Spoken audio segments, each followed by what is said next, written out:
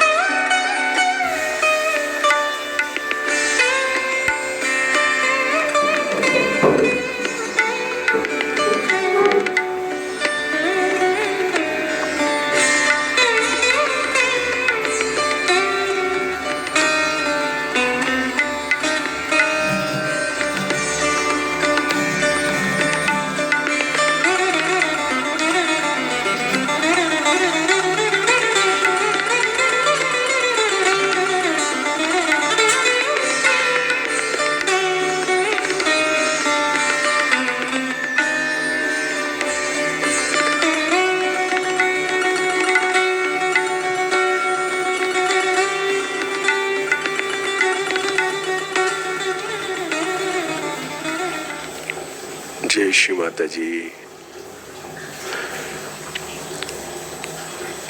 उपस्थित सभी आबाल वृद्ध सहयोगी भाई बहनों का इस सुबह के ध्यान सत्र में स्वागत है। श्री माता जी के प्रति अपने मन में जो भाव है उस भाव को याद करते हुए दोनों हाथ हृदय स्तर पर जोड़कर अत्यंत विनम्रता पूर्वक श्री माता जी को प्रणाम करते हैं।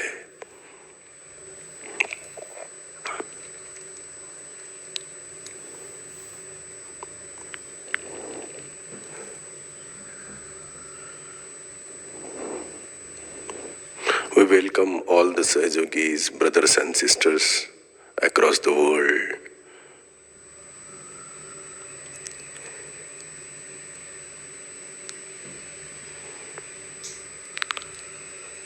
With all the feelings about Shri Mataji and all pervading power, we will do the namaskara at our heart level by putting both hands together.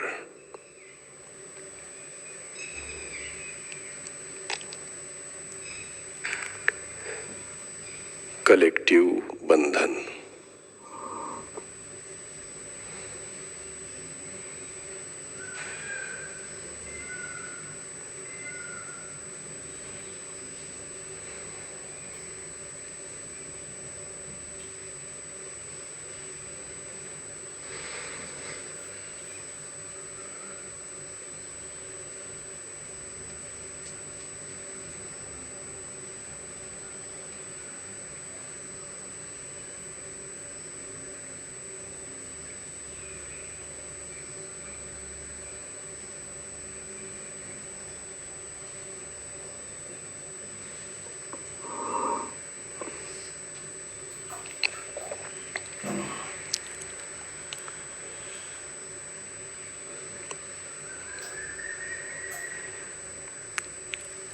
Shri Mata जी, आज ज्येष्ठ मास की कृष्ण पक्ष की एकादशी और द्वादशी है। आज का ये विशेष ध्यान आप हमसे करवा लीजिए और हमें ध्यान की अनुमति प्रदान करें।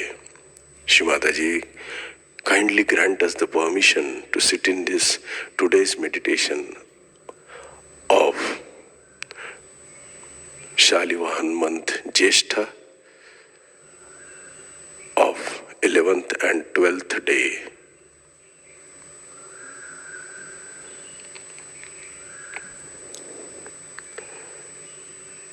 तीन महामंत्र एवं श्री गणेश मंत्र।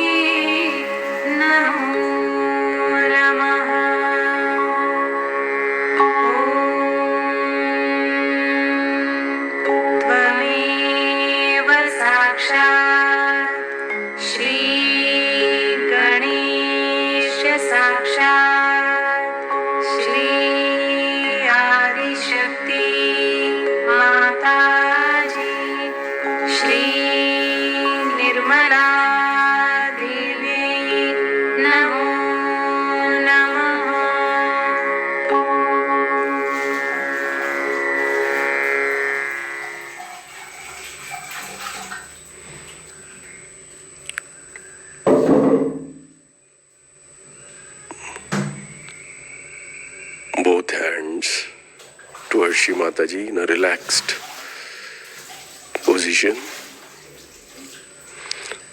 Back straight but not stretched. दोनों हाथ श्री माता जी की ओर अत्यंत सुलभ अवस्था में, पीठ सीधी और स्वयं संतुलित अवस्था में।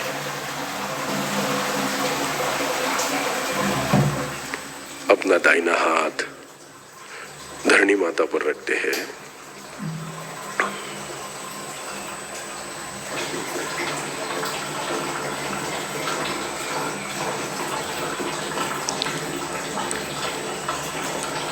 श्री माता जी,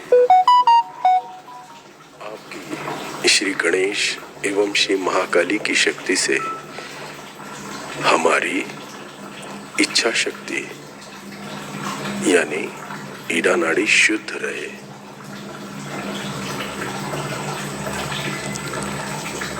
हमारी इच्छा शक्ति आपकी इच्छा शक्ति को समझकर, आपकी इच्छाओं को समझकर उसके साथ एकाकार रहे।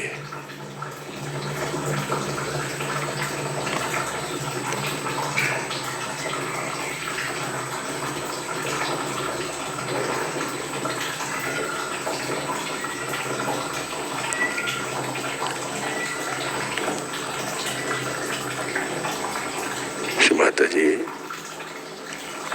by your grace, let our Ida नाड़ी be clean.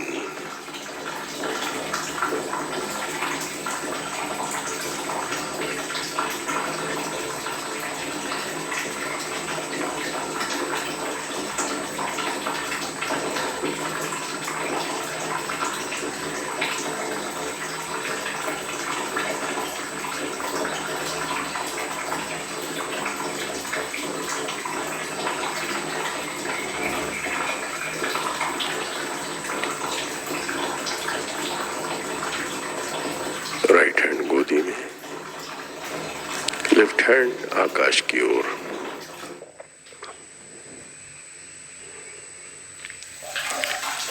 श्री माता जी, आपकी श्री मां सरस्वती एवं श्री हनुमान जी की शक्ति से हमारी कार्य शक्ति आपकी इच्छानुसार चलती रहे।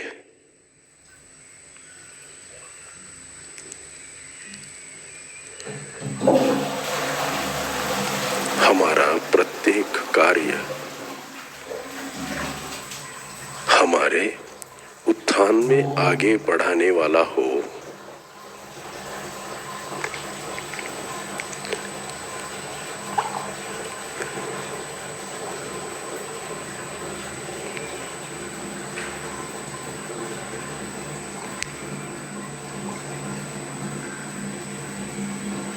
श्री माता जी,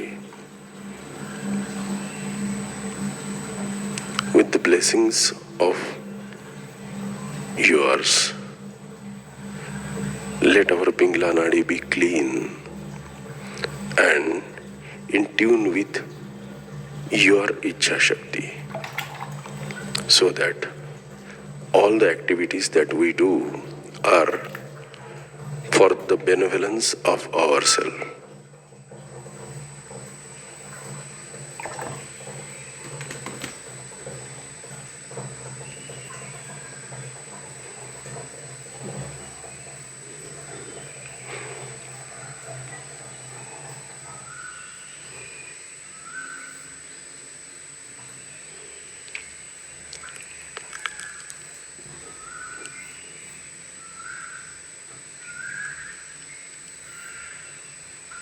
लेफ्ट हैंड गोदी में,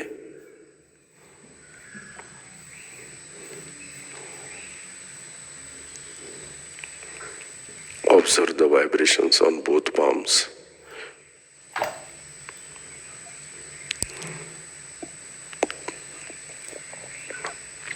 दोनों हथेलियों के चैतन्य लहरियों को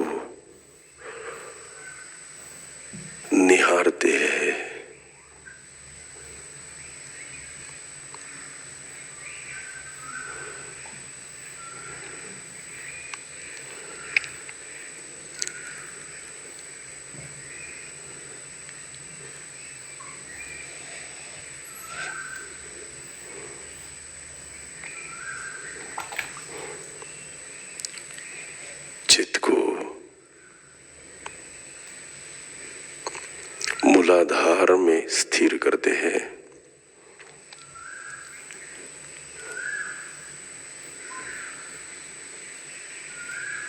हे गौरी माता, कुंडलिनी माता,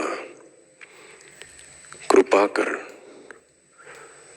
आप सदा जागृत अवस्था में रहे और हमारे चक्र श्री आदिशक्ति के कृपा में निरंजित रहे।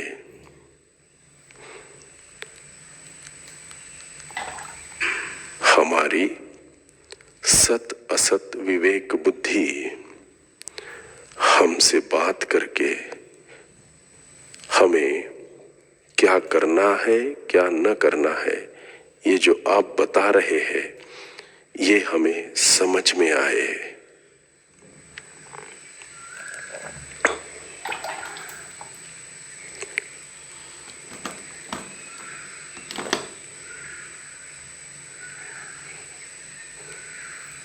मूलाधार चक्र,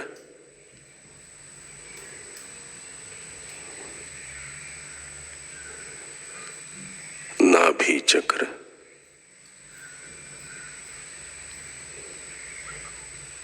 स्वादिष्ठान, भवसागर,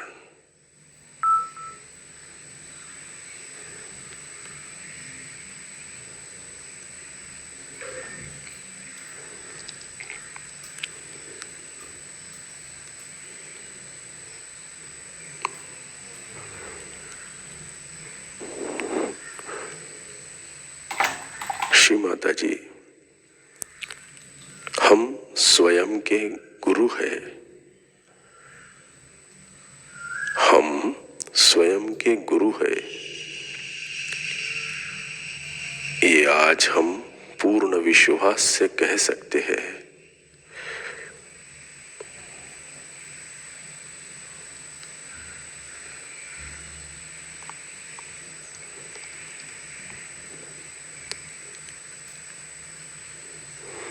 चित्त को अनाहत में ले जाते हैं।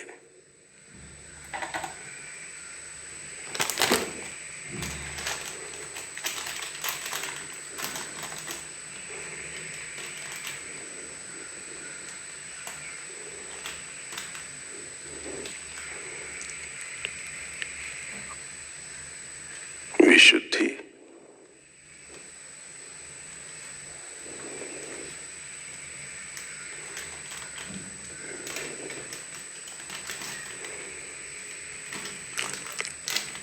माता जी, आपसे हमको जो प्रेम मिल रहा है वो हमारे हृदय में बंदिस्त ना रहे, संपूर्ण सामूहिकता में हम उसको बांट सके। कैसे भी हो हम उसको बांट सके। श्री माता जी, what we are getting love from you shall not be just remain in our hearts. By your grace and blessings, we should be able to spread it among all the collective.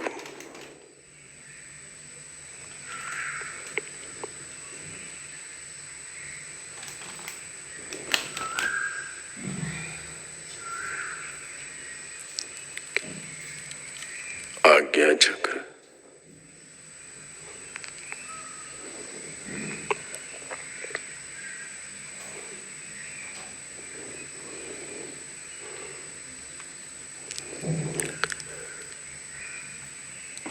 एकादश रुद्र का मंत्र कहते हैं।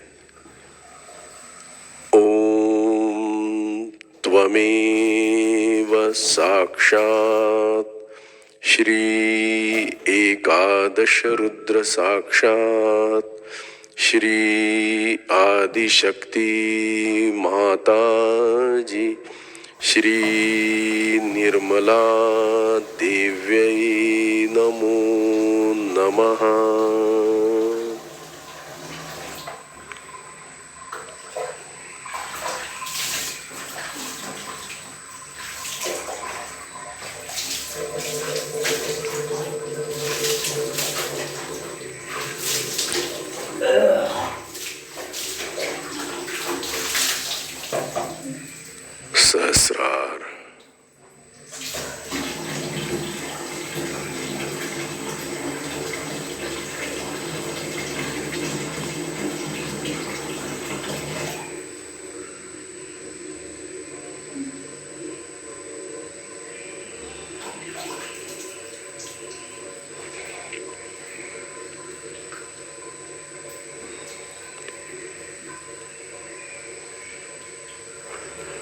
माता जी, कृपा कर हमें इस शून्य शिखर पर स्थिर कर दीजिए।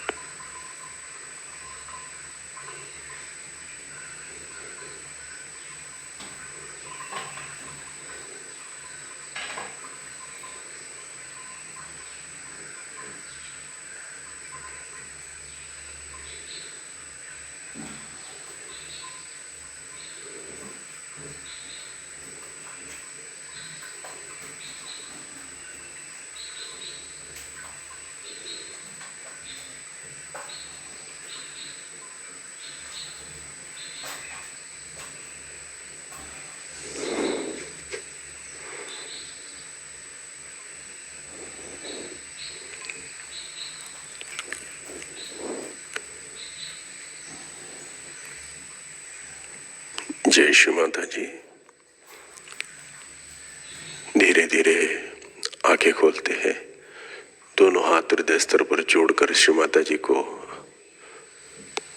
विनम्रता पूर्वक प्रणाम करते हैं।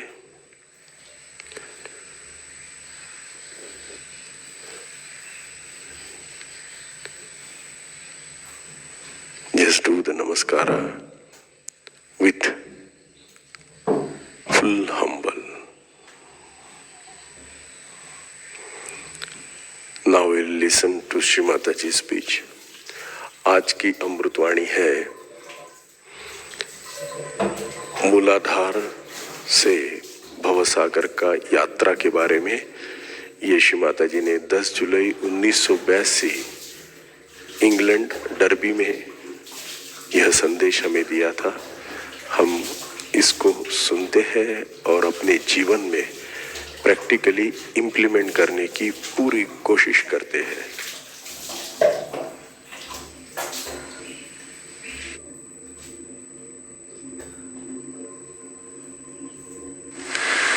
I thank all the Sahajogis from Derbyshire and Birmingham for giving me this opportunity to talk to the seekers of this place.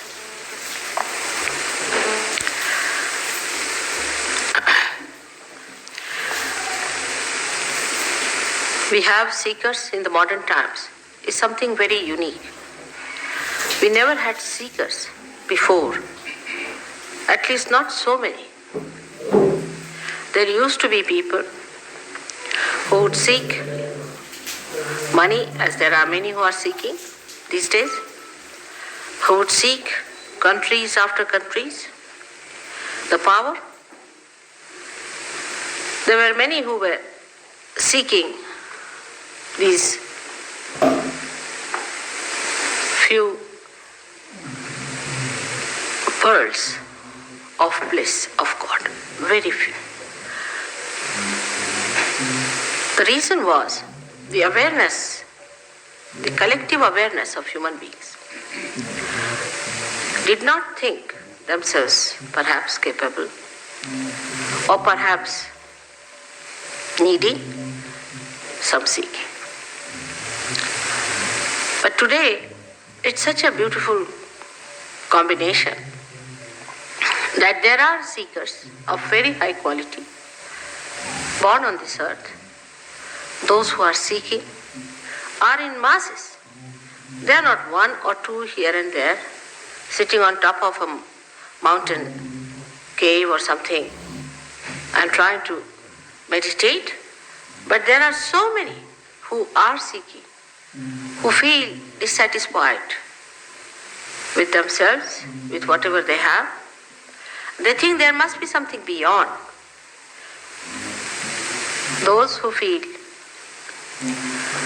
that they have not yet found their meaning, those who feel they have to find the purpose of their life, those who feel that there has to be something higher than what they are into. All such people are seekers not of today, but of thousands of years.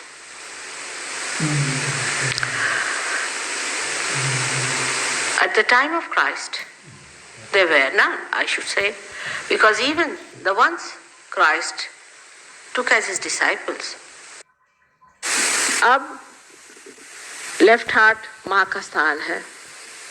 अगर आपकी माँ बचपन में ही मर गई हो, आपने अपनी माँ को देखा ही नहीं, जिसने माँ का प्यार जाना ही नहीं, वो अच्छा पति नहीं हो सकता. अगर किसी की माँ दुष्ट होगी तो उसका पतिपना भी दुष्टता का ही होगा. जिसकी माँ ने उसे प्यार दिया, दुलार दिया, प्रेम से रखा, वही पति अपने पत्नी को भी प्यार कर सकता है. पर लेफ्ट हार्ट जो है ये बहुत ही नितांत गहन चीज है, क्योंकि इसका संबंध माँ से है.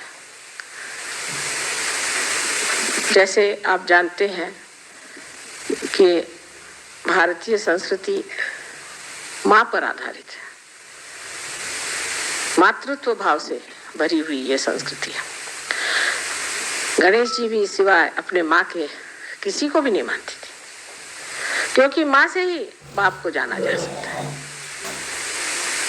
इसलिए माँ की धारणा अपने देश में विशेष मानी जाती है. लेकिन जब आपका हार्ट पकड़ जाता है, लेफ्ट हार्ट, तो सबसे पहले आप पर जो आघात आता है वो ये कि आप शुष्क स्वभाव के हो जाते हैं. आप में शुष्कता आ जाती है.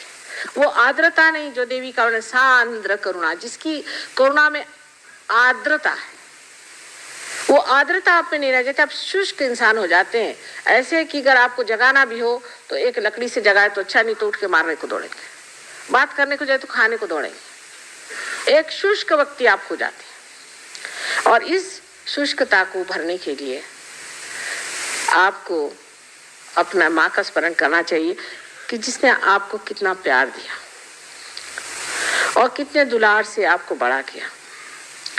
एक साहब थे, इनका था धर्मदास, और वो बहुत गलत काम करते थे. शास्त्री जी की मुझे बात याद है. वो जब आए तो उनसे कहने लगे कि धर्मदास जी, आपके माँ ने क्या सोच के आपका नाम धर्मदास रखा होगा?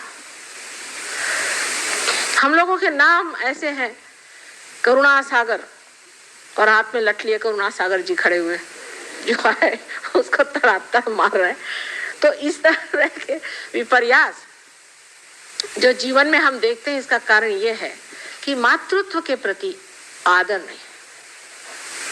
खास करके मुसलमानों ने जो हमारे ऊपर अपकार किया है वो ये है. मैं तो मानती हूँ कि उनकी भी बहुत बड़ी तपस्या थी जिन्होंने इस धर्म को बनाया और पनपाया. लेकिन उनके जो अनुचर थे, उन्होंने, जैसे हम लोगों ने भी बहुत गलतियां की, उन्होंने एक बड़ी भारी गलती की कि स्त्री का मान नहीं है. स्त्री का मान नहीं है, माँ का मान नहीं है. माँ कोई चीज ही नहीं होती. हाँ, अगर माँ दुष्ट हो, खराब हो, उसके अंदर गंदगी हो, वो बुरी चीजें करती हो तो ठीक है, उस माँ को भी जैसे भरत ने अपनी माँ को सुनाया था और उसको दूर रखा था, उसको छोड़ करके और राम की पादुकाएं लेकर के जिन राम राज्य किया था, वो बात दूसरी थी। पर इस देश की माँ ऐसी नहीं है और इस देश में कुछ एकाध ऐसी हो भी जाए तो भी बाकी सब लोगों को देखते हुए समझ लेना चाहिए कि जिसने माँ के चक्र को दुखाया हो या जिसने माँ से वंचित रहा हो, जिसे प्यार नहीं मिला हो, और इससे बहुत ही नजदीक हृदय का ही ऑर्गन है, हृदय ही है। अब हृदय की पकड़ जब आदमी मनुष्य को क्यों होती है? क्योंकि जब वो अति कर्मी हो जाता है, अति कर्म में जब बाह्य बाह्य की तरफ जाते जाता अपनी आत्मा को भूल जाता है या किसी गलत इंसान के सामने इस सर को झुकाता है। इसीलिए आप देखिए कि कहा गया है कि किसी के सामने इस सर को झुकाना नहीं चाहिए। मैं आपसे भी यही कहती हूँ कि मेरे सामने आप सर मत झुकाइए, मेरे पैरों को आप मत छुइए, अभी कोई छूने की जरूरत नहीं, क्योंकि ये जो मस्तिष्क है ये जिसके सामने झुक गया गलत लोगों के सामने तो हार्ट में पकड़ आ जाएगी लेफ्ट साइड से, और राइट साइड की पकड़ उसमें आती है जो अतिकर्मी होता है, जिसका चित्त बाहर की ओर होता है और आत्मा की ओर चित्त नहीं होता। आत्मा की ओर चित्त करने के लिए आपको कुंडलिनी का ही जागरण करना पड़ेगा। जब तक कुंडलिनी का जागरण नहीं होगा आत्मा एक हवाई चीज हो जाती है। लोग समझ नहीं पाते ये आत्मा, आत्मा क्या चीज है। ये परमात्मा का हमारे अंदर प्रतिबिंब है, और जब हमारा चित्त बाहर की ओर दौड़ता है तब हम अपनी आत्मा की ओर दृष्टि नहीं दे पाते। जब हम अपनी आत्मा की ओर दृष्टि नहीं दे पाते तो आत्मा रुष्ट हो जाता है, और जब वो रुष्ट हो जाता है तो हृदय का स्पंदन भी गड़बड़ होकर के कभी कभी तकलीफ हो जाती, या हम गलत तरीके से आत्मा की ओर दृष्टि देते हैं। किसी गलत अनधिकार किसी आदमी के पास जाते हैं जो अनधिकार चेष्टा करता है, ऐसे आदमी के पास जाकर के हम दीक्षाएं लेते हैं, उनके पांव पर गिरते हैं, तब ये आत्मा रुष्ट हो जाता है। ये क्यों नहीं देखता किसके पैर छू रहा है? तुम मानव है, तुम्हारे अंदर मेरा वास है। जब तक तू ऐसे लोगों के पैर छूता रहेगा मैं तुझसे रुष्ट रहूंगा। इसलिए आत्म साक्षात्कार के बाद ही ये सब व्याधियां छूट सकती हैं, नहीं तो नहीं छूट सकती। एक महाशय हमारे पास आए थे, वो कहीं रोटरी क्लब के प्रोग्राम में मिल गए, उन्हें पूछे लग गए माँ हमारे हार्ट की हमें तकलीफ है, अंजाइना की, और हम जा रहे हैं ह्यूस्टन, तो बहुत रुपया पैसा खर्च होगा, अगर आप मेहरबानी करें। हमने कहा अच्छा आ जाइए। पूना में हमारे पास आए, पूना में आ करके और उन्होंने हमसे कहा कि आप हमारा कुछ इलाज करिए। हमने कहा अच्छा। उनकी जो हमने कुंडलिनी जागृत कर दी तो एकदम से उनको थोड़ा सा दर्द हुआ, तो सोचा फिर से हार्ट अटैक आ गया, और मैं उठ के चल दी, मुझे दूसरी जगह जाना, जैसे कहते हैं ना रमते राम, वैसी। जब मैं बाहर जाने लग गई तो वो एकदम बड़े दुख में भरे मुझे देखने लगे कि माँ ऐसे कैसे छोड़ के जा रही। मैं वापस आया, मैंने कहा भाई तुम ठीक हो गए, जाके डॉक्टर को दिखाओ। ठीक हो गया? मैंने कहा जाओ दिखाओ ना। जब डॉक्टर के पास गए तो डॉक्टर कहता भाई ये तुम्हारे ही एक्सरे थे क्या, और अच्छे घूम रहे हैं आजकल। ऐसे बहुत से लोग ठीक हो गए, लेकिन मैंने उसमें कुछ नहीं किया, सिर्फ आपका चित्त जो है आत्मा की ओर आकर्षित हो। पर इन महाशय को तो दूसरी बीमारियां थी, वो सब गलत सलत लोगों के पीछे दौड़ते थे और उन्होंने मंत्र भी गलत लिए थे। जब मंत्र आप गलत करें तो लेफ्ट विशुद्धि और हार्ट इसकी जब पकड़ हो जाती है तो अंजाइना की बीमारी हो जाती है। लेकिन अगर आपका हृदय ऐसी चीजों की ओर नहीं खींचता है, परमात्मा की कृपा से कहिए, पूर्व जन्म के सुकृत से, किसी भी तरह से ऐसी जगह आपका दिल नहीं जाता है, ये तो पाखंडी है, ये तो झूठा है, ये तो ढोंगी है, इसके पास नहीं जाने का मुझे, तब हृदय सच्च रहता। दास कबीर जतन से ओढ़ी, जैसी की तैसी रख दीनी चदरिया। जब ऐसे घटित होता है तब हार्ट अटैक आने की कौन सी बात है? आत्मा संतुष्ट है आपसे, आप धर्म में बैठे हैं, जब मौका आएगा कुंडलिनी जागृत होगी और आप पटाख से पालेंगे, जिसे आत्म साक्षात्कार कहते हैं। आज समय बहुत हो गया है, लोग भी शायद परेशान हो गए, विषय तो बहुत लंबा चौड़ा है, हर एक चक्र पे ही बोलना चाहिए। विशुद्धि चक्र जो है श्री कृष्ण का चक्र है, इसमें 16 कलाएं हैं। इसी प्रकार 16 सब प्लेक्ससेस जिसको कि हम पंखुड़ियाँ कहते हैं हमारे अंदर है। और जो कुछ भी हमारे अंदर अ आ इ ई उ ऊ ए आई आदि जितने भी हमारे अंदर जिसे वॉवेल्स कहते हैं वो हैं, वो सारे इसके बीज मंत्र हैं। जिस वक्त आप कोई गलत मंत्र कहते हैं तो वो मंत्र की वजह से कोई गलत इंसान की प्रेतात्मा यहाँ के बैठ जाती है। जब आप गलत पूजन करते हैं, गलत तरीके से आप किसी भी मेडिटेशन को या किसी भी गलत गुरु के पास जा कर के और दीक्षा लेते हैं तो ये आपका चक्र पकड़ जाता है। ये चक्र पकड़ जाने से आपको अनेक बीमारियां होती हैं, उसमें से विशेषकर जो बीमारी होती है जिसे हम थ्रोट कैंसर कहते हैं, जो आपके कंठ के पास शुरू होता है और धीरे धीरे बढ़ते बढ़ते नीचे की ओर बढ़ता हुआ सारे आपके लंग्स को पकड़ लेता है। ये थ्रोट कैंसर उन लोगों को होता है जो बहुत से नाटक भी करते हैं भगवान के नाम पर। भगवान के नाम पर पागल जैसे कुछ बांध लिया सर पे, गले में कुछ पहन लिया और चिल्लाना शुरू कर दिया, अरे राम अरे राम अरे राम। ये सब नाटक करने की क्या जरूरत है? परमात्मा अंदर है, सब कुछ अंतर योग है। बाह्य में इस तरह के अनेक नाटक करना, कभी कुछ तमाशा करना, कभी कोई दूसरा तमाशा करना, अंतर ही तो जान पड़ता है कि गलत काम कर रहे हैं और इसीलिए मनुष्य कभी कभी उसमें दोषी महसूस करता है। और कोई कोई लोग तो सभ्यता की दृष्टि से सोचते हैं कि हमेशा दोषी रहना ही अच्छा है। जैसे सवेरे उठिए उनसे बात करिए, माफ करो माफ करो माफ करो। भाई क्या हो गया, आखिर क्यों परेशान हो रहे हो? ठीक से तो बात करो। सवेरे से उनको यही लगता है कि मैंने कुछ न कुछ गलती कर दी है। अंग्रेजी भाषा भी ऐसी है कि बोलते वक्त हमेशा आई एम अफ्रेड। भाई काय के लिए अफ्रेड? आपसे तो दुनिया अफ्रेड है। 17 मरतबा I am sorry I am sorry I am sorry. Sorry है तो क्यों ऐसा काम करते हो? तो जिस आदमी में इस तरह की न्यूनता की भावना आ जाती है वो भी लेफ्ट विशुद्धि पकड़ लेता है।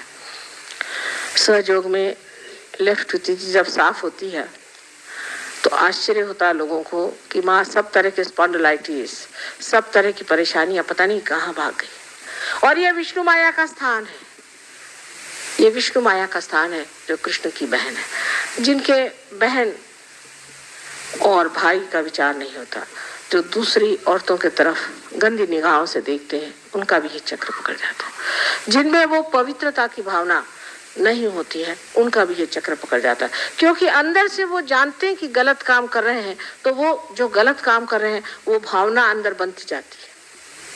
कभी कभी झूठ मूठ में ही बनती है और कभी कभी सचमुच में बनती है। चाहे जो भी हो, उसे निकालना बहुत आसान है।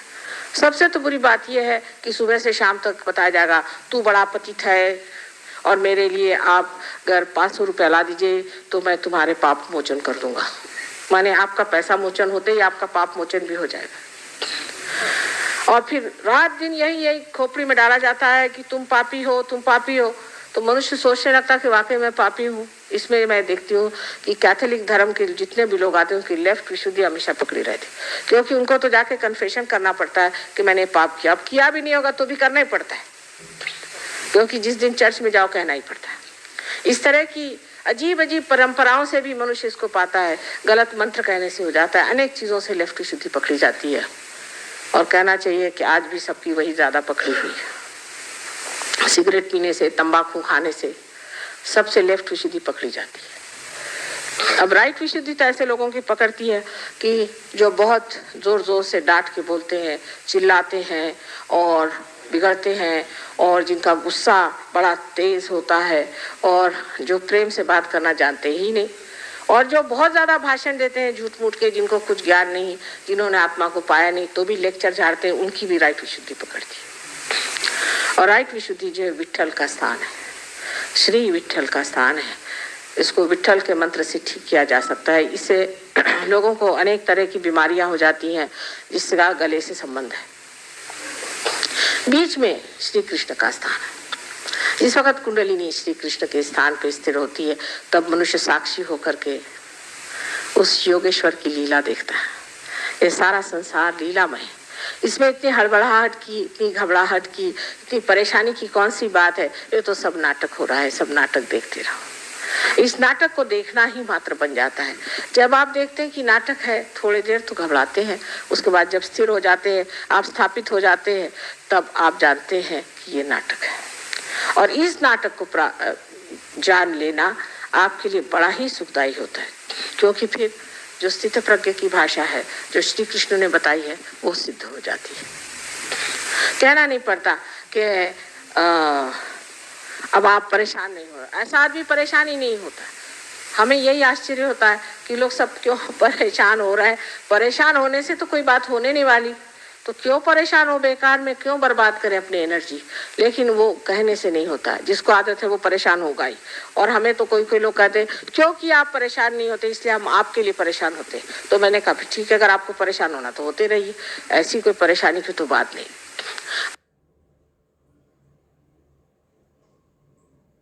एक ही रुपया, एक तरफ राजा और एक तरफ लिखा हुआ, इसी प्रकार है। एक तरफ रोना और एक तरफ गाना। सुख और दुख एक ही साथ चलते।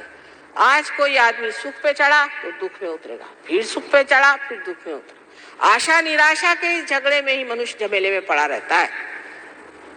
लेकिन आनंद एकमेव होता है, उसमें सुख और दुख का विभाजन नहीं। आनंद में मनुष्य शांत चित्त होकर के सारी चीज को देखता है जैसे कोई खेल हो रहा है, जैसे कोई नाटक हो रहा है। सब चीज को देखता है और जो चीज बहुत ही भीषण भी लगती है उसे भी वो देखता है।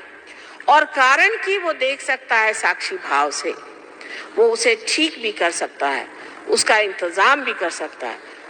और कारण कि वो एक महान आत्मा है, परमात्मा के सारे गण देवदूत आकर के उस चीज को इस तरह से समेट लेते हैं कि लोग पूछते हैं अरे बाबा ये कौन था हमारे बीच में जिसने हमें बचाया। एक हमारी सहयोगिनी थी, वो एक बार राहुरी से आ रही थी और उनकी बस उल्टी तो कहते हैं 3 बार गोल घूम के जमीन पे फिर से चारों पैर पे आ गई। सब लोग एकदम घबरा गए, बच्चे थे सब घबरा गए। ड्राइवर घबरा के भाग गया और चाबी गाड़ी में थी।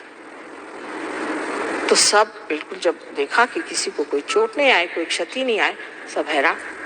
कहने लगे कि हमारे यहाँ कोई ना कोई साधु संत बैठा हुआ, नहीं तो हो नहीं सकता ये इतना बड़ा एक्सीडेंट और हमें किसी को एक चोट नहीं आई। तो देखने लगे तो मेरी अंगूठी पहने हुए थे। वहां महाराष्ट्र में तो लोग मुझे जानते हैं, हाँ आप ही हैं, आपके वजह से। तो उन्हीं के पैर पे आने लगे। उनका मेरे पैर पे मत आई। फिर एक साहब को ड्राइविंग आती थी, वो गए, उन्होंने ले जा करके और गाड़ी ऊपर लाई और वो सीधे सीधे फिर बम्बई पहुंच गए। ऐसे अनेक चमत्कार आपको लोग बताएंगे जिसके कोई व्याख्या ही नहीं कर जाती। लेकिन ये चमत्कार ऐसे नहीं कि हाथ से अंगूठी निकाल के आपको दे दी या ऊपर से आपको बबूथी निकाल दी। ये तो सब स्मशान से चली आ रही थी बबूत, और कहाँ मिलेगी। और आप उसी पे फिदा हो गए कि हमें हीरा मिल गया। एक साहब हमारे पहचान के थे, वो लेके आए, मुझे हीरा दिया। मैंने कहा क्यों, आपके पास कोई हीरे की कमी? ना वैसे तो बहुत है, पर आशीर्वाद स्वरूप मुझे मिला। मैंने कहा फिर आप मेरे पास किस लिए आए? मेरे पास तो ऐसा हीरा उरा नहीं है। नहीं मैं तो आपके पास इसलिए आया कि मेरे घर के हीरे गायब हो रहे हैं। मैंने कहा ठीक, अपनी भाभी को बुलाओ। उनकी बीवी आई, उनसे मैंने पूछा, उनको जरा बंधन दिए। मैंने पूछा बोलिए क्या करती हैं? कहले मैं कुछ नहीं करती, पर मेरे अंदर एक बाबा जी आते हैं और मुझसे कहते हैं कि भाई ये सब हीरे उरे तो पत्थर है, वो मुझे दे दे। मैंने कहा वाह, आप तो घर गृहस्थी की औरत हैं। आप जिस घर में रहती हैं, जिस गृहिणी के आप हैं, जिस तरीके से घराने में रहना है, उसमें आपको 2-4 हीरा उरा तो पहनना ही पड़ेगा। आप बड़े घर की लक्ष्मी हैं, आप तो नंगे हाथ तो घूम नहीं सकती। और आप इतनी बड़ी डॉक्टर हैं, आप ये नहीं समझ पाती हैं कि अगर ये आपके लिए पत्थर है तो इस सन्यासी बाबा के लिए तो ये बिल्कुल ही बेकार चीज होनी चाहिए, वो आपसे क्यों ले रहा है? तब उनके दिमाग में ठनका, हाँ ये तो बात है। मैंने कहा अब तो गए सो गए, अब मेहरबानी करके उधर जाने की जरूरत नहीं। लेकिन उसके बाद भी पतिदेव को हार्ट अटैक आया, उनको ये बीमारी हुई, वो बीमारी हुई। लेकिन लोगों का पागलपन है कि हीरा लेने, आज तक किसी भी साधु संतों ने, अवतरणों ने हीरा दिया सो सुनती नहीं हूं मैं। ये पता नहीं कहां से प्रचलन हो गया। शिरडी के साईनाथ ने एक बार पानी से दीप जलाए थे, ये बात सही है, ये हो सकता है। अभी मैं इटली गई थी, वहां पर वहां के जो मुख्य थे संचालक वहां के टेलीविजन के, उन्होंने मुझसे कहा कि माँ आप पहले मुझे पार कराइए, फिर मैं आपका प्रोग्राम कराऊंगा। मैंने कहा अच्छा, एक क्षण में पार हो। मैंने उनसे कहा कि देखिए मैं चाहती हूँ कि आप पार होने से पहले कृपया एक काम करिए कि थोड़ा सा मैं आपको पानी देती हूँ, वो आप पी लीजिए। तो उनका अच्छा पानी मंगाया, मैंने उसमें ऐसे उंगली की और कहा आप पी लीजिए इसे। नहीं पानी तो नहीं है। मैंने कहा क्या है? ये तो वाइन है। मैंने कहा वाइन नहीं, ग्रेप जूस है, आप पीजिए। ऐसे कैसे हो सकता है? पानी का ग्रेप जूस कैसे हो सकता है? मैंने कहा क्यों नहीं हो सकता, ये चमत्कार हो सकता है, पर किसी को हीरा दे के बेवकूफ बनाना ये चमत्कार नहीं। तो आनंद जो अपने हृदय में है वो पाने के लिए आत्मा को जागरूक करना चाहिए। आत्मा क्षेत्रज्ञ है, वो सारे क्षेत्र को जानते हैं और वहां से वो देखते रहते हैं। लेकिन जब कुंडलिनी की आभा वहां पहुंचती है तो सारा ही क्षेत्र आलोकित हो जाता है, मनुष्य का जीवन ही बदल जाता है, उसकी सारी जो प्रायोरिटीज है वो बदल जाती है और वो एक नए तरह के जीवन में उतरता है, उसका परिवर्तन हो जाता है। इस परिवर्तन का होना नितांत आवश्यक है। आज हम देख रहे हैं कि दुनिया में कोई भी चीज पकड़ी नहीं जाती, समझ ही नहीं आता कि जमीन है कहाँ, हम कहाँ खड़े हैं। ये जमीन आपकी आत्मा है जिसे आपको खोजना है और पाना है, और पाने के बाद उसमें स्थित होना है। अब बहुत से लोग सहयोग में आते हैं, जबकि मैं भाषण देने आती हूँ, न जाने क्यों मुझे सुनने हजारों लोग चले आते हैं, पर उसके बाद चिपकते बहुत कम है, गोंद लगाकर भी नहीं चिपकते और अपनी वृद्धि नहीं कर लेते, न जाने क्या बात। तो किसी से पूछा भाई क्या बात है? मैं तो गया था आपके प्रोग्राम में, मेरी जागृति हो गई, पर अब तो मुझे कैंसर हो गया। तो मैंने कहा अब क्या फायदा, तुम चिपके क्यों नहीं, तुम रहे क्यों नहीं? नहीं, उसमें के एक जो सहयोगी साहब थे वो जरा से बहुत हमसे आकड़ के बात की। तुमसे उससे क्या मतलब है भाई, तुम बैठो ध्यान करो। अगर कोई बात हो किसी ने आकर के, वहां कोई तुमसे इलेक्शन तो लड़ नहीं रहा कि भैया आइए बैठिए आपके गले में मैं हार पहनाता हूं। आप अपनी गरज से वहां गए हैं, उनकी गरज से तो गए नहीं। आपको अपनी समझ होनी चाहिए कि भाई मैं आया हूं यहाँ कुछ लेने के लिए, तो आप पहले आके मेरे लिए कुर्सी नहीं, उनके लिए कुर्सी, यहाँ बैठने को नहीं मिला, वहां नहीं बैठने को मिला, तुम क्यों कुर्सी में बैठे हो, वहीं सिर फुटअव्वल सुरा। ये कोई परमात्मा के दरबार में आने की बात नहीं। इसीलिए नानक साहब ने कहा था कि सेवा कराओ पहले से, और सारे गुरु लोग ऐसे ही करते रहे। एक गुरु है वो गगनगढ़ पे रहते, तो उनसे हम मिलने गए थे। उन्होंने सबसे बताया कि माँ आ गई, अब मेरे पास आने की जरूरत नहीं। तो हम मिलने गए थे, तो कहने लगे कि कोई अगर ऐसा वैसा मिले तो उसे मेरे पास भेज दिए, उसको मैं ठीक कर दूंगा। मैंने कहा अच्छा भाई भेज देंगे, मुझको क्या मालूम ये गुरु लोग क्या होते हैं। एक महाशय ने जरा मुझे परेशान किया। मैंने कहा तुमको गुरु ने उन्होंने बुलाया, जाओ तुम गुरु गगनगढ़। आहा, गुरु महाराज ने बुलाया तो भागे गए वहां पर। एक महीने बाद देखती हूँ कि बैठी हुई हूँ मैं ऐसे, और सामने से 2 आदमी उनको उठा के ला रहे हैं और ये जो तंगड़ियां हैं ये गले में फंसी ऐसे लटकाते मेरे आंख में आंसू आ गया। मैंने कहा हुआ क्या बेचारे, ये क्या कर दिया। आए, उनको ला के बिठाए, वहां कुर्सी रखी। मैंने कहा हुआ क्या। कहने लगे कि माँ मैं वहां गया और गुरु महाराज ने मेरी तो हालत खराब कर दी। मैंने कहा क्यों। मैंने एक ही बात कही, मैंने इतना ही गुरुजी से कहा आपके खिलाफ में कि माँ जिसको देखो उसको ही रियलाइजेशन देती है, ये गलत काम है। बस इतना ही कहा मैंने, कोई आपकी ज्यादा बुराई नहीं करी, बस इतना ही कहा कि माँ सोचती नहीं है, सबको रियलाइजेशन देती।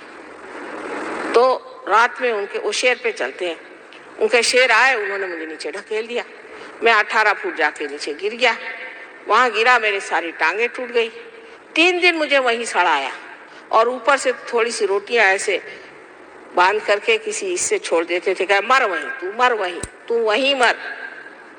पहले मैं तो तंग आ गया, मैं कब उठाते मेरे को पता नहीं।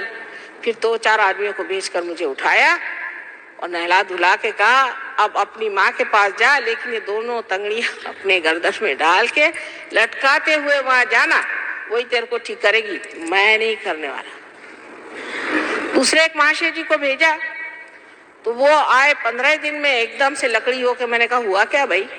कहले माँ मेरे बस के गुरु नहीं। मैंने कहा क्या हुआ। कहले उन्होंने मुझे बताया कि यहाँ पर एक मंदिर है शिव जी का, उसको जाकर के रोज 2 बाल्टियां ले जाओ धो, और वो 3 मील ऊपर चढ़ के जाना पड़ता है, तब वो मंदिर में धोता था। धोते धोते 15 दिन में मेरा ये हाल होगा, मेरे बस का नहीं, मेरे हाथ थर थर थर कांप रहे। और डॉक्टर साहब अपने बड़ा बघारते थे, डॉक्टर साहब की हालत खराब गई। तो मैंने गुरुजी से कहा कि ये क्या करते हैं आप, ऐसा क्यों करते। कहले गधे को गधे का काम। मैंने कहा ये क्या मतलब, ये सब गधे हैं, इनको आपको रियलाइजेशन देना तो दीजिए, ये टिकने वाले नहीं, महागधे हैं, इनको आप क्यों चिपकाए हुए, इनको भगाइए। और अगर कोई नहीं भागता तो मेरे पास भेजिए। मैंने कहा अब मैं किसी को नहीं भेजूंगी, महाराज बहुत हो गई आपकी गुरु, आप मुझे किसी बच्चों को नहीं भेजना। तो ये बड़े कठिन जीव होते हैं, आसानी से हाथ नहीं आते, और न ही किसी को अपने पास करते हैं और न ही किसी को वो पार कराते, क्योंकि वो सोचते हैं उनके अलावा सब गधे हैं। लेकिन मैं तो माँ हूं, माँ कभी अपने बच्चों के बारे में ऐसा नहीं सोचती। वो सोचती है मेरे सभी बच्चे पार हो जाएं, सभी इसको प्राप्त करें, सभी सच्चिदानंद होकर के संसार में आनंद से रहें, सबको सुख हो जाए, सबको परमात्मा के साम्राज्य में जगह मिले और ऊंचे से ऊंचे पदवी पर बैठे। यही माँ की हार्दिक इच्छा होती है, और उसको इससे क्या ज्यादा चाहिए। अब आप लोगों पर है कि आप में यह हार्दिक इच्छा अपने बारे में है या नहीं। इसीलिए क्योंकि ये इच्छा कम है, ये शुद्ध इच्छा जो कुंडलिनी आपके अंदर है, जिससे आपने इसे प्राप्त किया है, वो शुद्ध इच्छा जब तक आपके अंदर पूरी तरह से बैठेगी नहीं, आप कुछ पा न सकेंगे। और अगले साल फिर मैं आने पर फिर वही हालत है। जब तक आप सेंटर में नहीं जाइएगा आपकी प्रगति नहीं हो सकती है, क्योंकि ये सामूहिक चेतना का कार्य है। अब जंगलों में बैठने का या कहीं एक जगह बैठने का कार्य नहीं, ये सामूहिक चेतना का कार्य है। मैं बार बार आपको कहती हूँ और फिर से विनती करके कहती हूँ कि इस बार न चूकिएगा, सेंटर में जाइए। थोड़े दिन में आप जान जाइएगा कि क्या मजा और क्या चीज। आपको किसी चीज की अभी मनाही नहीं, लेकिन आप स्वयं ही इस चीज को छोड़ देंगे जो चीज आपके लिए गलत है। कल समझ लीजिए मेरे इस पर अगर कोई दाग लगा है और आप कहें मैं ना देख पाऊं तो मैं आपसे नाराज हो सकती हूँ, पर अगर मैं देख सकती हूँ तो मैं चाहूंगी कि इसे धो डालूं। अगर आपने हाथ में सांप पकड़ा है, अंधेरे में आप खड़े हैं, कोई कहे सांप है तुम्हारे हाथ में, कहे नहीं नहीं सांप नहीं रस्सी, लेकिन जब लाइट आएगी तो आप अपने आप छोड़ दीजिएगा। सिर्फ काम ये है कि आपको लाइट के नीचे लाके खड़ा कर देना, आप अपने आप ही सारा प्रश्न सॉल्व कर सहयोग में। और जो पहले प्रणालियां होगा बड़ा भारी अंतर है, क्योंकि ये माँ का सहयोग है। हमने ये सोचा कि हर एक चक्र को साफ करो, हर एक चक्र पे मेहनत करो, इसमें बड़ा समय जाएगा। इतनी जिंदगी कश्मकश की और दुख से भरी हुई है, बेहतर है कुंडलिनी को जागरण दे दो। हल्की सी धुंधली सी भी अगर रोशनी आ जाए तो उस रोशनी में मनुष्य देख पाएगा कि उसके अंदर क्या दोष है। वही स्वयं का गुरु होकर के सब चीज स्वच्छ कर दे। और इसी विश्वास पे सहयोग शुरू किया और कामयाब हो गया है। आज हजारों लोग सहयोग में आकर बैठ गए और बहुत बड़े सहयोगी हो गए। उन सबको याद करके और आप सबको वंदना करके मैं यही आशीर्वाद देती हूँ कि आप अपनी शुद्ध इच्छा को जागृत रखें। और 1 साल बाद जब मैं यहाँ आऊँगी, 1 साल भी नहीं, मेरे ख्याल से 5-6 महीने बाद मैं फिर से आ रही हूँ, तब मैं देखूंगी कि यहाँ बैठा हुआ हर एक इंसान ने अपनी कुंडलिनी को स्थित करा लिया है और निर्विकल्प समाधि में बैठे हो। परमात्मा आप सबको सुबुद्धि दे। आज बिल्कुल ही सादगी से हम लोग कोशिश करेंगे कि कुंडलिनी का जागरण हो जाए। पहले हम अगर सिर्फ संतुलन पे ही आ जाएं। जैसे मैंने आपसे कहा था कि संतुलन के लिए पहले लेफ्ट हैंड मेरी ओर, आंख न बंद करें। लेफ्ट हैंड मेरी ओर देखें, विचार न करते हुए लेफ्ट हैंड मेरी ओर करें और राइट हैंड जमीन की ओर। जूते उतार लें, अर्थात जूते उतार लें। मेरी ओर नजर रखें, लेफ्ट हैंड मेरी ओर और राइट हैंड जमीन की ओर।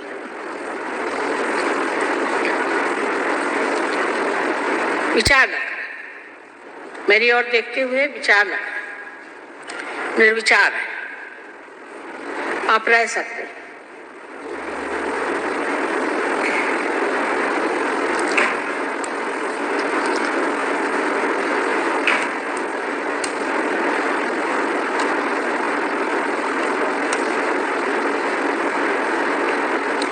दोनों पांव अलग अलग रखे जमीन पर, पूरी तरह से तलवे उसके जमीन पर होने चाहिए। और सीधे बैठ करके लेफ्ट हैंड मेरी और राइट हैंड इस तरह से, आंख न बंद करें, निर्विचार में रहें।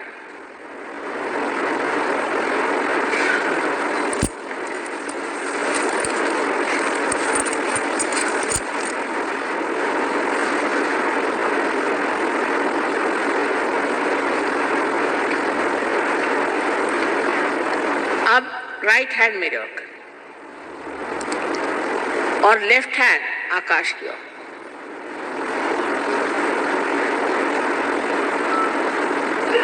बहुत ऊंचा नहीं, इतना बस, ज्यादा नहीं, इससे तकलीफ ना, ऐसे आराम से।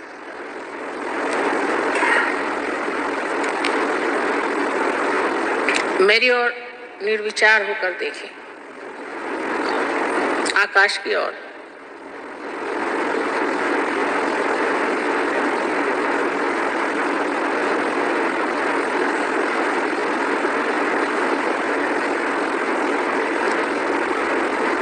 अब फिर से लेफ्ट हैंड मेरी ओर करें और राइट हैंड जमीन की ओर, इस वंग भूमि की ओर, इस भारत माता की ओर, इस पृथ्वी माता की ओर, और निर्विचार है।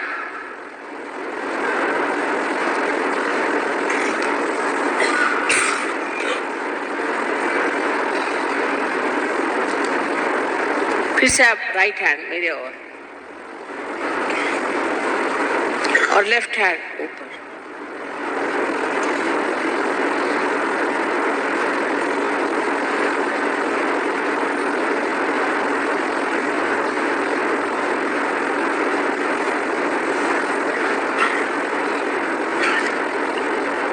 अब आंख बंद करके और लेफ्ट हैंड मेरी ओर और राइट हैंड सर पे रखें। आंख बंद कर ले, सर थोड़ा झुका ले, आंख बंद कर ले, निर्विचार में सर के ऊपर में देखें कि ठंडी हवा आ रही है। लेफ्ट हैंड मेरे ओर, जरा सर झुका कर।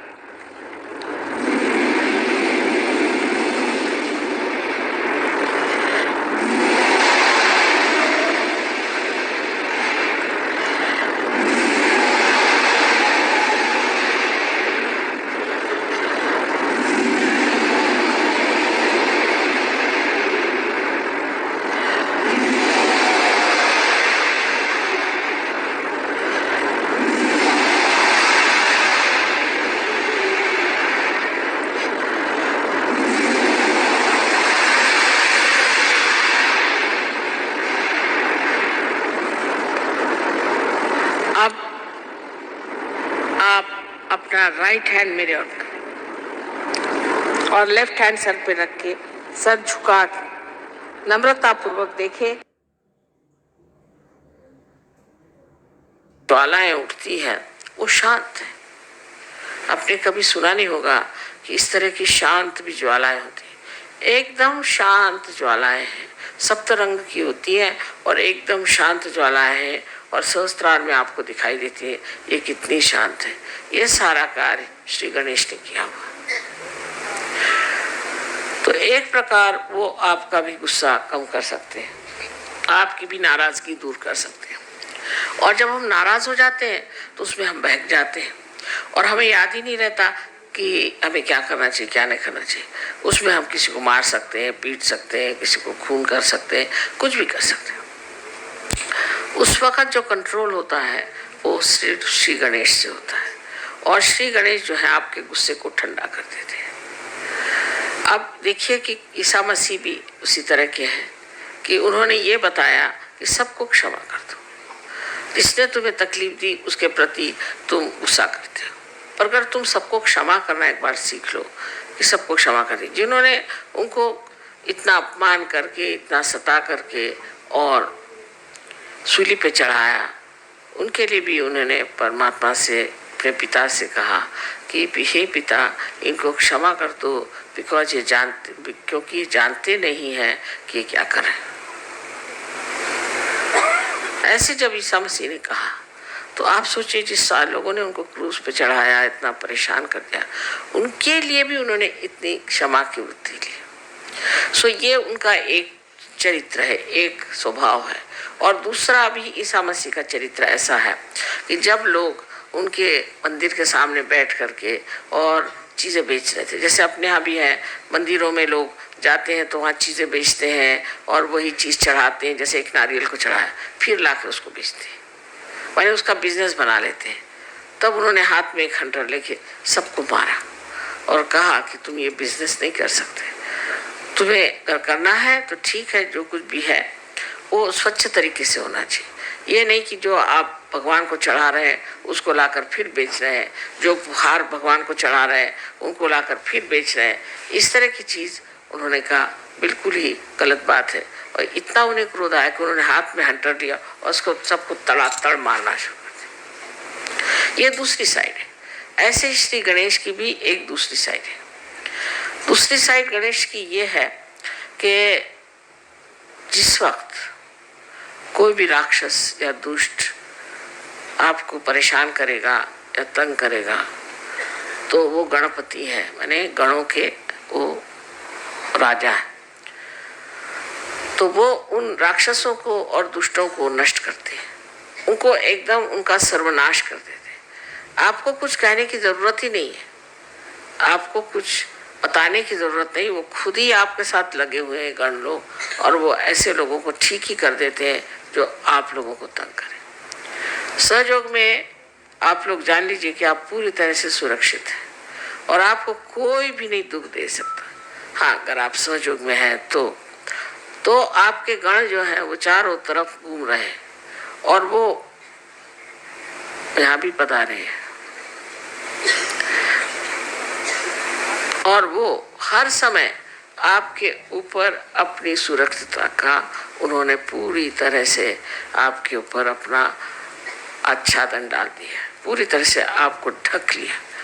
आपको कोई भी तरह की तकलीफ परेशानी नहीं हो सकती। फिर आप उसको चमत्कार कहते हैं, माँ किस तरह से मैं बच गया, पता नहीं क्या हुआ, मैं कैसे बच गया। ये सब गणों का काम है और गण ये कार्य जब करते हैं तब समझ लेना कि आप वाकई में एक सहयोगी हैं। अगर वो ये कार्य आपके लिए नहीं करते हैं तब तो समझना है कि आप अभी तक पूरी तरह से सहयोगी नहीं हो। दूसरी बात गणों की ऐसी होती है कि हमेशा हमारे शरीर में भी वो कार्यान्वित रहते हैं। शरीर से बाह्य की चीज़ें जो करते हैं वो सिर्फ आप जब पार हो जाते हैं, जब आपका संबंध परमात्मा से हो जाता है, तब वो आपका शरीर और आपका सब धन और आपकी सब चीज़ें, बच्चे, सबको संभालते हैं। पर उससे पहले हमारे अंदर वो एंटीबॉडीज बन करके जीते हैं और ये जो एंटीबॉडीज होती है यही हमें रोगों से बचाती है और उससे हम लड़ झगड़ सकते हैं। तो इसका चक्र जो है सेंटर हार्ट, यहाँ पर स्टर्नम करके जो हड्डी है उसके अंदर शुरू में होता है। 12 साल तक ये एंटीबॉडीज तैयार होती हैं और फिर सारे शरीर में दौड़ करके तैयार रहते हैं। जब भी कोई परेशानी होगी तो स्टर्नम हिलने लग जाएगा और उसके हिलते ही जैसे रिमोट कंट्रोल होता है इस तरह से इनको पता हो जाता है और ये फिर उस आने वाले कोई भी जो आदमी आपके ऊपर आक्रमण कर रहा है या कोई सी भी चीज़ आक्रमण कर रही है, कोई वायरस आ रहा है या किसी भी तरह का कोई रोग आपके अंदर घुस रहा हो, उससे ये लड़ते हैं। और जब आप माँ के विरोध में कार्य करते हैं, माँ के विरोध में काम करने का मतलब है नैतिकता से गिर जाना। पिता के विरोध में जाने का मतलब है कि आप कार्यशील न हो, कार्यक्षम न हो, आप कार्यकर्ता न हो, आप में आलस्य आ जाए, ये तो पिता के खिलाफ पाप है। लेकिन माँ के खिलाफ पाप है जहाँ आप अपनी नैतिकता को खो देते हैं। जिन्होंने अपनी नैतिकता को खो दिया है ऐसे लोगों का ये चक्र बहुत कमज़ोर हो जाता है और इसीलिए फिर ये चक्र जो है इसको ठीक करने में बड़ी मुश्किल हो जाती है। और जो लोग इस तरह से गिर जाते हैं और उनका ठीक होना भी मुश्किल हो जाता है, जैसे एड्स की बीमारी है या इसी तरह की जो बीमारियां हैं जिसे कि हम गुप्त रोग कहते हैं, ये सारे गुप्त रोग अनैतिकता से आते हैं और ये अनैतिकता के रोग जो हैं किसी तरह से भी ठीक नहीं हो सकते जब तक आपके गणेश तत्व ठीक नहीं हो जाएगा। इसलिए समझ लेना चाहिए कि हमें अपने अनैतिकता से अपने सारे व्यक्तित्व को, अपने सारे जीवन को पूरी तरह से आडोलित रखना चाहिए, पूरी समय उसमें पवित्रता में डूबे रहना चाहिए। ये जो पवित्रता है उसके बारे में ईसा मसीह ने बहुत बढ़कर बात कही है, क्योंकि आज्ञा चक्र पे उनका स्थान है, इसलिए उन्होंने आज्ञा चक्र पे बहुत बड़ी बात कही और वो ये कहा कि तुम्हारे आँखों में भी कोई भी अपवित्रता नहीं होनी चाहिए। Thou shalt not have adulterous eyes। आँखें भी ऐसी हो, वो भी निर्मल होनी चाहिए, क्योंकि आँखें निर्मल नहीं है तो ईसा मसीह वहाँ नहीं है। लेकिन देखिए परदेश में हम देखते हैं कि हर एक ईसा को मानने वाले लोग सबकी आंखें बहुत खराब है। इस औरत की तरफ देख, उस औरत की तरफ देख, उस तरफ देख, फिर औरतें भी ऐसी आदमियों की तरफ देख, उनकी आंख ऐसी चलती रहती, कभी आंख स्ट्रेट ही नहीं रहती। और फिर एक बार ये चल जाए तो ये नेगेटिविटी होती है, भूत है, आंखों से चलते और एक पे जाएंगे फिर दूसरे पे जाएंगे। उसका कोई खेल ऐसा है कि उस खेल में कोई मज़ा तो नहीं आता, पर वो खेल ही अपने आप ही चलते रहता है और आदमी इसी में पागल हो जाता है। तो ईसा मसीह ने भी पवित्रता की अति सूक्ष्म बात कह दी कि तेरी आंख भी अपवित्र नहीं होनी चाहिए, किसी की और तेरी आंख से भी तुम अपवित्रता के भावना से न देखो। ये बात उन्होंने कही, जैसे कि ये पवित्रता का ही पूरा स्रोत है, इसलिए उन्होंने पवित्रता की बात कही। ईसा मसीह ने ज़्यादातर पवित्रता की ही बात की है। जहाँ जहाँ बात की है वो ज़्यादातर कि आप अपने को कैसे पवित्र रख सकते हैं और कैसे आप नैतिकता के बल पर खड़े हो सकते हैं। सो सहयोग में, सहज में सब होता है जब आप गणेश जी को पूरी तरह से वर्ण करते हैं और गणेश जी को मानते हैं कि ये शक्ति हमारे अंदर आ जाए। ऐसे तो हर एक चक्र पे गणेश का स्थान है और मैं हमेशा कहती हूँ कि हर एक चक्र पे एक वाइस चांसलर बैठे हुए हैं, चांसलर साहब बैठे हैं। जब तक ये सर्टिफिकेट नहीं देंगे तब तक कुंडली चढ़ेगी नहीं और हर चक्र पे ये काम करते। तो आज के इस योग की मैंने बात बताई कि उनका जो दूसरा स्वभाव है कि जो अंगार है, उस अंगार को वो अंगार से भी ठंडा कर सकते हैं, वो पूरी तरह से कर सकते हैं। जैसे कि आपने देखा है जिस वक्त में रावण ने श्री राम के विरोध में बात की तो लंका में आग लग गई। तो आपके जो हनुमान जी हैं वो भी मंगलवार ही की उनकी पैदाइश है और वो उनके पास नवधा शक्तियां हैं, उसके साथ ये दोनों ही मिलकर के ऐसे काम करते हैं। पर समझ लेना चाहिए कि हमें अपने अनैतिकता से अपने सारे व्यक्तित्व को, अपने सारे जीवन को पूरी तरह से आडोलित रखना चाहिए, पूरी समय उसमें पवित्रता में डूबे रहना चाहिए। ये जो पवित्रता है उसके बारे में ईसा मसीह ने बहुत बढ़कर बात कही है, क्योंकि आज्ञा चक्र पे उनका स्थान है, इसलिए उन्होंने आज्ञा चक्र पे बहुत बड़ी बात कही। और वो ये कहा कि तुम्हारे आंखों में भी कोई भी अपवित्रता नहीं होनी चाहिए। Thou shalt not have adulterous eyes। आंखें भी ऐसी हो, वो भी निर्मल होनी चाहिए, क्योंकि आंखें निर्मल नहीं है तो ईसा मसीह वहाँ नहीं है। लेकिन देखिए परदेश में हम देखते हैं कि हर एक ईसा को मानने वाले लोग सबकी आंखें बहुत खराब है। इस औरत की तरफ देख, उस औरत की तरफ देख, उस तरफ देख, फिर औरतें भी ऐसी आदमियों की तरफ देख, उनकी आंख ऐसी चलती रहती, कभी आंख स्ट्रेट ही नहीं रहती। और फिर एक बार ये चल जाए तो ये नेगेटिविटी होती है, भूत है, आंखों से चलते और एक पे जाएंगे फिर दूसरे पे जाएंगे। उसका कोई खेल ऐसा है कि उस खेल में कोई मज़ा तो नहीं आता, पर वो खेल ही अपने आप ही चलते रहता है और आदमी इसी में पागल हो जाता है। तो ईसा मसीह ने भी पवित्रता की अति सूक्ष्म बात कह दी कि तेरी आंख भी अपवित्र नहीं होनी चाहिए, किसी की और तेरी आंख से भी तुम अपवित्रता के भावना से न देखो। ये बात उन्होंने कही, जैसे कि ये पवित्रता का ही पूरा स्रोत है, इसलिए उन्होंने पवित्रता की बात की। ईसा मसीह ने ज़्यादातर पवित्रता की ही बात की है। जहाँ जहाँ बात की है वो ज़्यादातर कि आप अपने को कैसे पवित्र रख सकते हैं और कैसे आप नैतिकता के बल पर खड़े हो सकते हैं। सो सहयोग में, सहज में सब होता है जब आप गणेश जी को पूर्ण तरह से वर्ण करते हैं और गणेश जी को मानते हैं कि ये शक्ति हमारे अंदर आ जाए। ऐसे तो हर एक चक्र पे गणेश का स्थान है, और मैं हमेशा कहती हूँ कि हर एक चक्र पे एक वाइस चांसलर बैठे हुए हैं, चांसलर साहब बैठे हैं। जब तक ये सर्टिफिकेट नहीं देंगे तब तक कुंडली चढ़ेगी नहीं, और हर चक्र पे ये काम करते हैं। तो आज के इस योग की मैंने बात बताई कि उनका जो दूसरा स्वभाव है कि जो अंगार है, उस अंगार को अंगार से भी ठंडा कर सकते, वो पूरी तरह से कर सकते। जैसे कि आपने देखा है जिस वक्त में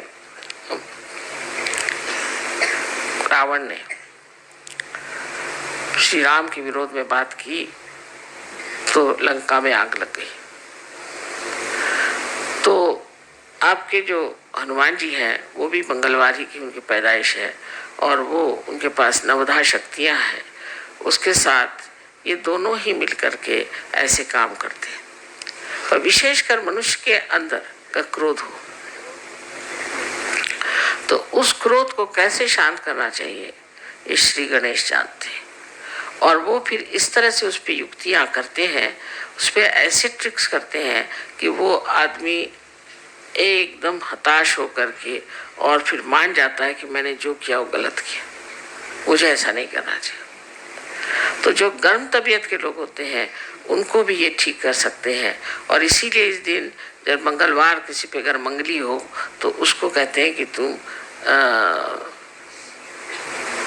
कोरल का जो पत्थर होता है जिसे मूंगा कहते हैं वो पहनिए, वो भी गर्म होता है। मूंगे का पत्थर पहने, गर्मी से गर्मी मारी जाती है। वैसे भी आप देखिए कि जितने भी गर्म देश है वहाँ लोग मिर्चा बहुत ज़्यादा खाते हैं। कहीं भी जाइए आप, अगर आप इंडिया में जाइए तो है ही साउथ इंडिया का खाना इतना मिर्चे वाला होता है कि आप खा ही नहीं सकते। और अगर आप और जगह जाइए, चाइना में भी जो साउथ का चाइना है जैसे कैंटोन वगैरह, वहाँ बिल्कुल बहुत मिर्चे खाना होता है। इसी प्रकार आप इटली में भी जो साउथ है या फ्रांस में साउथ है वहाँ लोग बहुत मिर्चा खाते हैं। क्यों खाते हैं? क्योंकि मिर्चे से मिर्च मिटती है, गर्मी से गर्मी चली जाती है, इसलिए वो मिर्चा खाते हैं जिससे खूब पसीना आए और उनको ठंडक बनी रहे। इसी प्रकार श्री गणेश भी अपनी गर्मी से आपकी गर्मी ठीक करते हैं। आपके अंदर अगर कोई अहंकार हो जाए तो इस तरह से वो आपको दिखा देते हैं अपना प्रताप कि उससे फिर आप खुद ही ठंडे हो जाते हैं। और ये जितनी भी बीमारियां हैं इसमें भी बहुत गर्मी निकलती है, बहुत जनरेट होती है, और इस गर्मी के कारण ही आदमी अस्वस्थ हो जाता है। इसलिए ठीक है कि हम इस गर्मी का ही इलाज करें और उसके लिए श्री गणेश की आराधना करें और उनके प्रति अपने को विशेष रूप से समर्पित करें। आज का दिन बहुत ही बड़ा मैं सोचती हूँ, जो ये 3 चीज़ों का योग यहाँ हो गया कि आज ही ईसा मसीह का जन्म है, आज ही मंगलवार है, आज ही श्री गणेश का भी जन्मदिन है और आप लोग सब गणपतिपुरे में आए। ये सब कुछ इस कदर बन गया आज कि मुझे इससे बड़ा सहज में ही जो एक चमत्कार होता है, ऐसे लग रहा है कि बड़ा भारी चमत्कार है कि इस वक्त सब लोग आए। पर उसमें तकलीफ भी हो गई कि सब यहाँ पर इतने लोग भीड़ कर गए थे कि हम तो जाम में फंस गए और देर हो गई। पर देर या कोई सी भी चीज़ होती है उसमें सबूरी की बात है। हम तो हमेशा सोचते हैं कि जो समय हमारे नियत है वही समय पूजा होगी, उससे पहले हो ही नहीं सकती। तो इसलिए जो चीज़ नियति का है उसको क्यों बदला जाए, उसके तरफ लड़ाई झगड़ा करने से फायदा क्या। जो है सो है, इस वक्त में जो होगा तब हो जाएगा, तब पूजा हो जाएगी। उसमें अब इस वक्त पूजा नहीं हो रही, ये टाइम था। हम कोई घड़ी के गुलाम तो है नहीं, लेकिन इसके फायदे कितने होते हैं ये आप आगे जाकर देखेंगे कि अगर आप टाइम का गुलामी नहीं करें तो बहुत कुछ सहयोग फैल सकता है। पर जो आदमी टाइम की गुलामी करता है वो कभी सहयोग नहीं फैला सकता, क्योंकि उसको हमेशा रहता है ये टाइम में ये कर रहा है, ये टाइम में कर रहा है, और सहयोग के लिए उसको टाइम ही नहीं मिलता। पर जो कहेगा कि मुझे सहयोगी करना है तो पूरा टाइम उसके लिए पड़ा हुआ है और पूरी चीज़ बढ़िया तरीके से हो जाती है। पर इस पर सिर्फ बात यह है कि एक तो अनुभव होना चाहिए और अनुभव होने के बाद उस पर विश्वास होना चाहिए। ऐसी ऐसी चीज़ें घटित हो जाती हैं। बहुत लोग सुबह से शाम तक मुझे अपने चमत्कार बता रहे थे कि माँ मैं तो परेशान था कि जा रहा हूँ, कब मुलाकात होगी, वो आएंगे। देखता क्योंकि सामने ही चले आ रहे। किसी भी चीज़ की आपके मन में इच्छा हो जाए वो चीज़ पूरी हो सकती है, पर विश्वास की बात है। और विश्वास में अंधविश्वास सहयोग में नहीं है, बिल्कुल अंधविश्वास नहीं, श्रद्धा है। जहाँ पर कि हम पूरे दिमाग से सब देखे हैं, जब हमने सब देख लिया और तब भी हम नहीं मानेंगे तो इसे क्या कहा जाएगा? इसे कहा जाएगा कि आप बहुत ही ज़्यादा बेईमान हैं, या आप झूठ बोलते हैं, और या आप महामूर्ख हैं। इनमें से 3 चीज़ें हो सकती हैं कि आप जब सब चीज़ों को देख रहे हैं, उसको जान रहे हैं, वो सब वर्तित हो रहा है, उस पर भी आप उस पर विश्वास नहीं करते, तो फिर आप में कुछ न कुछ खराबी है। ये सब देखते हुए आप सोच सकते हैं कि श्री गणेश कितनी बड़ी चीज़ है, और वो इस महाराष्ट्र में 8 अष्टविनायक हैं, जिनकी वजह से इस महाराष्ट्र को बहुत ज़्यादा पुण्य मिला हुआ। लेकिन तो भी लोग इतने पागल हैं, वह इसी के पीछे दौड़ते रहेंगे, यही सब करते रहेंगे, कर्म कांडों में फंस जाएंगे, पर ये नहीं होगा कि सत्य को प्राप्त करें। अब आप लोग बहुत नसीब वाले हैं, बहुत समझदार हैं, जो आप लोगों ने सत्य को खोजा और आपने पा ली। लेकिन अब इसको बनाने के लिए आपको चाहिए कि आप गणेश के गुणों को अपने अंदर ले लीजिए। मैं देख रही थी हजारों लोग आए थे गणेश जी की पूजा के लिए। इनमें से कितने लोग गणेश जी को जो मानते हैं, कितने लोग ऐसे जिनमें गणेश जी का कोई भी गुण हो, ऐसा कुछ दिखाई देते। शराब पिएंगे, आपस में लड़ेंगे, झगड़ेंगे, औरतों को सताएंगे, मारेंगे, पीटेंगे, सब करेंगे, और श्री गणेश के अंगारिका में पहुंच गए। अरे आप जब इतनी बड़ी अंगार है तो आप काहे को आए हैं? इसका कोई विचार ही नहीं करता कि हम किसी चीज़ में विश्वास करते हैं तो उसके गुण हमारे अंदर कितने हैं। हाँ, हमें उन पर बड़ा विश्वास है, हम तो इनकी पूजा करते हैं, हम उनकी पूजा करते हैं। अच्छा, पर तुम्हारे अंदर उसके कौन से गुण है? ऐसे कोई सोचता है। लेकिन सच्चाई तो ये है कि अगर आप किसी को मानते हैं तो उनके गुण भी आपके अंदर आने चाहिए, और जब तक ये गुण आपके अंदर नहीं आते तब आपका मानना न मानना बराबर है, उसका कोई फर्क ही नहीं पड़ेगा। आज हम श्री गणेश की पूजा करने वाले हैं, और श्री गणेश और गौरी की पूजा होगी, और इसमें यही जान लेना चाहिए कि गौरी एक कुंडलिनी ही है, महाकुंडलिनी महागौरी है। और इसका कार्य यह है कि अपने बच्चे को जो बहुत सालों से खोज रहा है उसको आत्म साक्षात्कार प्राप्त कराए, उसका पुनर्जन्म करे। ये इस महागौरी का कार्य है जो आप सबके अंदर स्थित है। इसलिए आज हम सिर्फ गणेश जी और गौरी जी की पूजा करेंगे और बाद में देवी की पूजा होगी। सबको अनंत आशीर्वाद।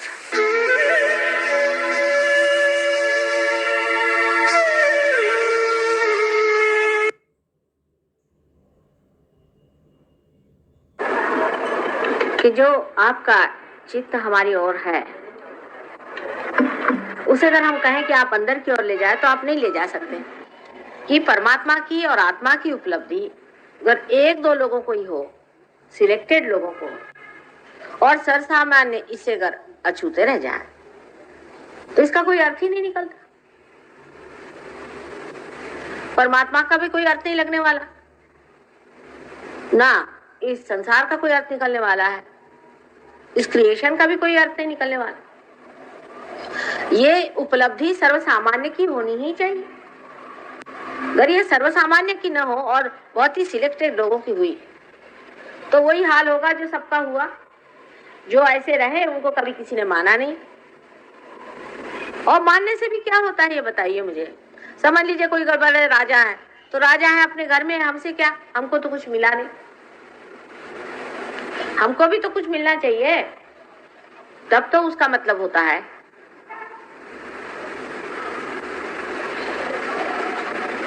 इसलिए ये घटना घटित होनी ही चाहिए।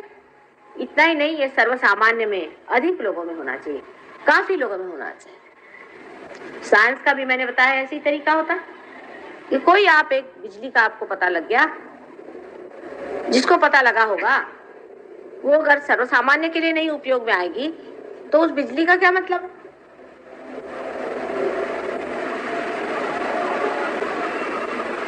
आज जो सहयोग की उपलब्धि है, सहज तो कितने सालों से चले ही आ रहा है। जब से सृष्टि बनी सहज ही बनी है सृष्टि। जैसे एक बीज होता है और उस बीज के अंदर उसके अंकुर बने रहते हैं, सब चीज उसके अंदर बनी रहती है, सारे नक्शे उसके अंदर बने रहते हैं, जितने भी उसके अंदर से पेड़ निकलने वाले। उसी प्रकार इस सृष्टि का सारा नक्शा ही माइक्रोस्कोपिक पहले ही से बना हुआ, और वो सारा बना हुआ खिलता हुआ चला रहा है सहज से ही। सहज माने सह यानी आपके साथ, और ज माने पैदा हुआ, आप ही के साथ ये चीज पैदा हुई है।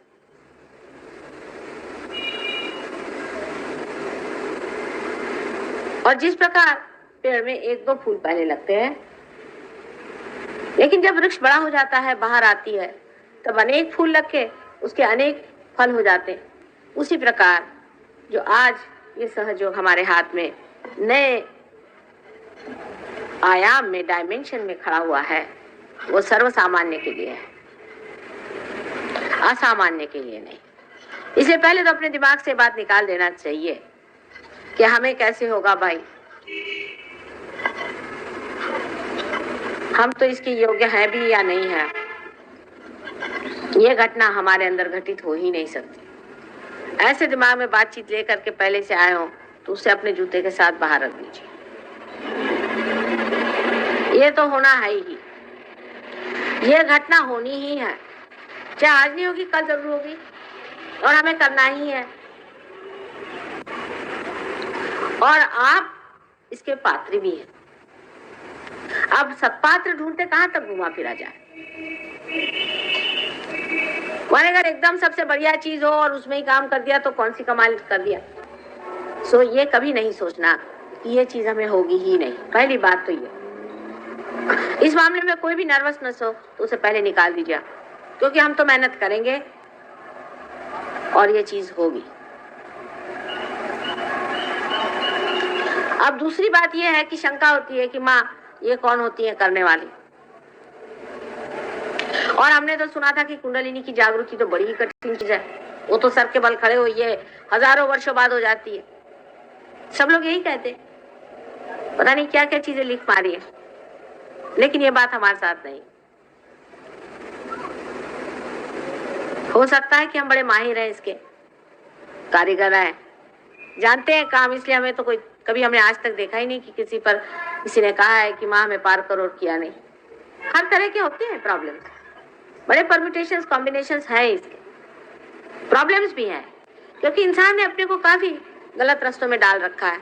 जरूरी नहीं कि वो खराब आदमी, अच्छा आदमी होता है, पर धर्म में भी गलतियां हो जाती है, गलत जगह मत्थे टिक जाते हैं, गलत लोगों को मान लेते हैं, चक्कर चलते हैं। अब ये आदमी बड़े शरीफ हैं बेचारे, बहुत शरीफ आदमी, कोई खराबी नहीं है, ये चक्कर में आ गए, मतलब थोड़ी बेवकूफी कर गए और क्या।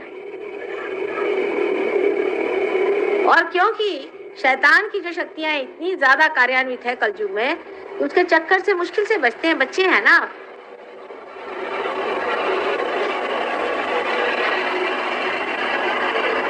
हजारों की कुंडलिनियां हमने जागृत करी है और आपकी भी कर सकते हैं, इसमें कोई शक नहीं। लेकिन अगर हम कर सकते हैं तो इसके लिए आपको हमसे नाराज होने की भी कोई जरूरत नहीं। आज सवेरे मैंने बताया था कि घर में इसके कारीगर है तो कर लेते हैं, आप अगर इसके कारीगर, हमसे अगर कोई कहे इसे ठीक करे तो हम तो नहीं कर सकते। इसका मतलब कोई हम नीचे नहीं हो गए ना ऊंचे नहीं हो गए। हमसे आप अगर कहिए इसे चलाइए तो हम इसे चला नहीं सकते। आप 17 मरतबा सिखाइएगा, हमारे बस का नहीं। इतने हम इस मामले में बेकार है। लेकिन जिसको हम जानते हैं वो काम जानते हैं, वो हम करते हैं और किया है, और आप में भी घटित हो सकता है। इसलिए इस तरह की तैयारी करके बैठे जाए कि होना है, हमारा पात्र भी है और ये घटना होगी, और सर्वसामान्य के लिए यह है सिर्फ तैयारी रखनी चाहिए। अगर कोई दोष हो तो हमें बताना ही होगा, कोई अगर परहेज करना हो तो बताना होगा, या कुछ आपने ऐसा परहेज गड़बड़ कर दिया हो उसके बारे में भी कहना होगा। तो लोग तो बात बात में नाराज हो जाते। इंसान भी अजीब है। अगर मैं आपसे कहूं कि मेरे लिए आप 3000 रुपया लाइए तो आपको कोई हर्ज नहीं, आप ला के फौरन दे देते। लेकिन मैं कहूं बेटा ये जरा गलत काम है, इसको जरा छोड़ दो, तो बड़ा बुरा मान जाएंगे, फौरन पंडाल छोड़ के चले।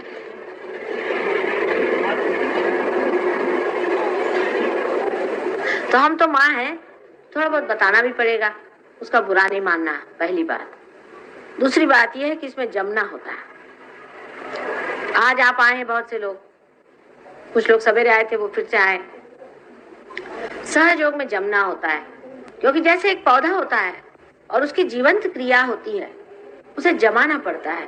पहले ही जैसे ही बीज अंकुरित होता है तो कितना कोमल होता है सारा कुछ मामला, उसको बहुत संजोना पड़ता है, संभालना पड़ता है। फिर जब पेड़ अच्छे से जम जाए तो फिर चाहे कितने भी जोर से हवा चले, कोई भी आफत आ जाए, कितना भी झंझावात हो जाए, कोई डर नहीं होता उसको। इसलिए ये चीज जानना चाहिए कि पाने के बाद आपको जमना है। तीसरी बात ये भी है कि बहुत से लोगों को भाषण सुनने की बहुत आदत हो गई। एक साहब आए थे, वो तो मेरे ख्याल से गुरु शॉपिंग करते हैं। उनसे मैंने पूछा वो सब गुरुओं के पास जाए, मेरे पास भी ऐसे आगे झोला उठा करके यहाँ भी कुछ खरीद लो।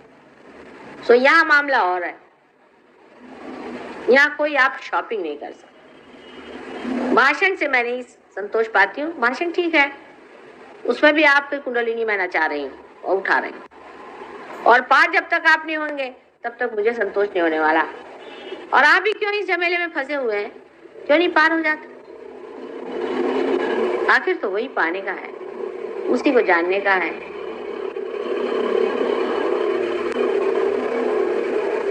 लेकिन सहयोग इसीलिए नहीं जमता है कि लोग चाहते हैं कि माँ को पैसा दे दो, कुछ तो भी करो, ऐसा वैसा कुछ करा दो, छुट्टी करो। अरे गुरु ऐसी करते हो, माँ को आप यहाँ पैसा नहीं दे पाते। माँ को आप जीत नहीं सकते जब तक आप पार नहीं हो और उसमें जमे नहीं। ये दो चीज होती है, लोग नहीं चाहते, वो सोचते हैं भाई चलो ये तो मेहनत की चीज है। पार होते वक्त तो कोई आपको मेहनत नहीं करने की, उस वक्त नहीं, पार होने के बाद आपको जमना पड़ता है और जमना चाहिए। समय आ गया है, ये समय की पुकार है, और इस समय की पुकार में अगर आप अपने को जागरूक न करें तो बड़ी मुश्किल होगी, बाद में बहुत बड़ी मुश्किल होगी, वो मैं आपको बताऊंगी। दूसरी बात ये भी है कि सहयोग में लोग जमते नहीं, उसके बाद बीमारियां हो जाती हैं। उसके बाद वो मेरे पास आते हैं और कहते माँ हमें ठीक कर दो।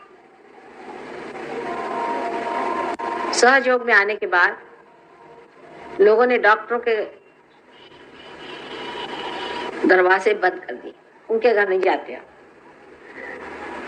सब तरह से ठीक हो सकता है, पर एक बात है कि अपने को जानने के बाद अपने में उतरना पड़ता है, समरस होना पड़ता है और पूरी अपनी शक्ति को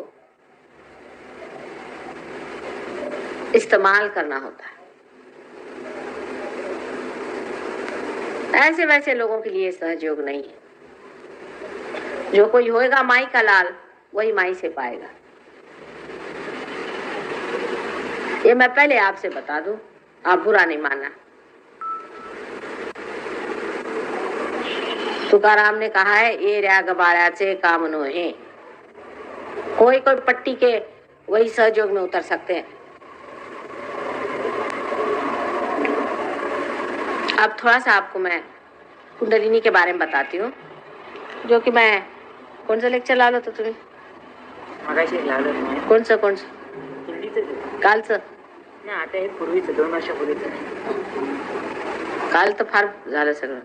तो अब हम यहाँ समझ 5 दिन हैं और 5 दिन में कुंडलिनी के बारे में पूरा हम आपको बता रहे हैं। कल से आप थोड़ा कागज पेंसिल भी ले आइए, तो आप नोट भी कर सकेंगे बातें जो मैं बता रही हूँ। पहले तो आपको यहाँ सामने दिख रहा है, ये परमात्मा ने हमारे अंदर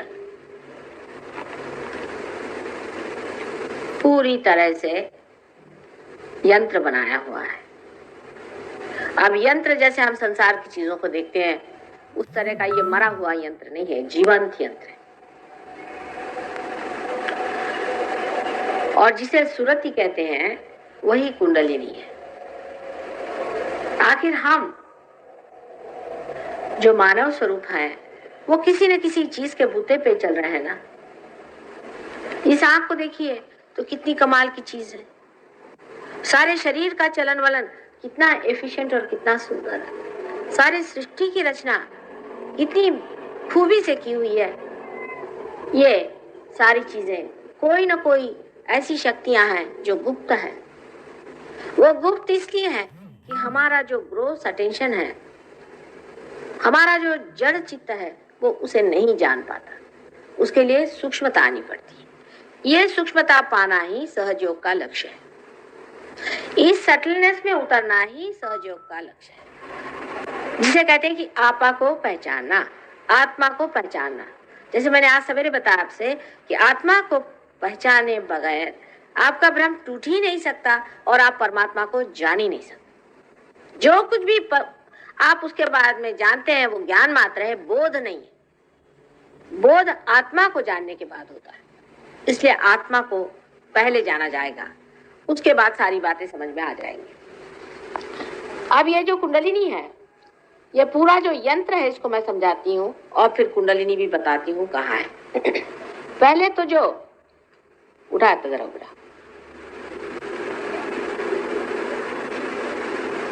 एक एक करो।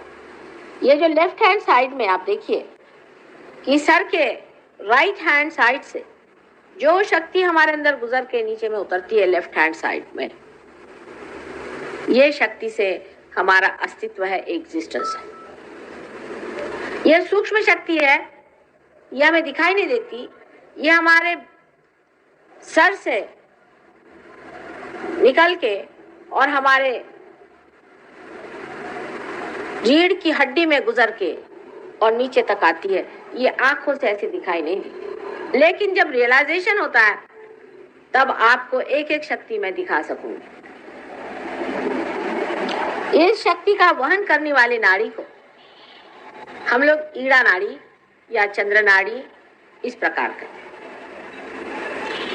ये सूक्ष्म शक्ति जब बाह्य में अपना आविर्भाव करती है, जब इसका एक्सप्रेशन होता है, मैनिफेस्टेशन होता है, तो हमारी लेफ्ट सिंपैथेटिक नर्वस सिस्टम इससे बनती है। ये हमारे एग्जिस्टेंस की, हमारे अस्तित्व की शक्ति है। और जब ये शक्ति सुप्त हो जाती है तो हमारी मृत्यु हो जाती है। इसीलिए इस शक्ति को लोग संहार शक्ति भी कहते हैं। संस्कृत में इस शक्ति को महाकाली शक्ति कहते हैं। अंग्रेजी में इसके शब्द नहीं, क्योंकि अंग्रेजी में इस चीज का पता ही नहीं लगाया है कि इसके अंडरकरंट्स क्या है। सिंपैथेटिक और पैरासिम्पैथेटिक नर्वस सिस्टम के अंडरकरंट्स क्या है उसका अभी तक पता ही नहीं लगा है साइंस। इसलिए इसके लिए अगर मैं महाकाली की शक्ति कहूं तो बड़े घबराने की बात नहीं, हम लोग कोई अंग्रेज नहीं है। और दूसरी जो शक्ति हमारे अंदर लेफ्ट हैंड साइड से गुजर करके और राइट हैंड साइड पे आ जाती है, इसे महासरस्वती की शक्ति कहते हैं। इस शक्ति से हम अपने शरीर का चलन वलन, शारीरिक क्रियाएं और बौद्धिक क्रियाएं, मेंटल एक्टिविटीज करते हैं। अब मेडिसिन में लेफ्ट एंड राइट सिंपैथेटिक का फर्क लोग नहीं लगा पाते, लेकिन ये दोनों दो चीज है। लेफ्ट से आपकी इमोशनल साइड होती है और राइट से आपकी मेंटल और फिजिकल साइड होती है। इसका फर्क मेडिसिन में नहीं होता। इसी के कारण डायबिटीज जैसी बीमारी लोगों को समझ में नहीं आती। वो मैं आपको बताऊंगी कि कैसे इम्बैलेंसेस आ जाते हैं। और इम्बैलेंस, ये दो चीज का फर्क समझ लेने से ही समझ में आता है कि एक नाड़ी ज्यादा चलती है, एक कम चलती है। एक कम चलती है तो उसके कारण उसकी बीमारियां हो जाती है, और जो ज्यादा चलती है उसके कारण उस पर एग्रेशन भी हो जाता है। इम्बैलेंस का सेंस जो है वो तभी आता है जब उसके दो सिरे आप देख सकते हैं। सो राइट साइड में जो शक्ति है उसका वहन करने वाली जो नाड़ी है उसे पिंगला नाड़ी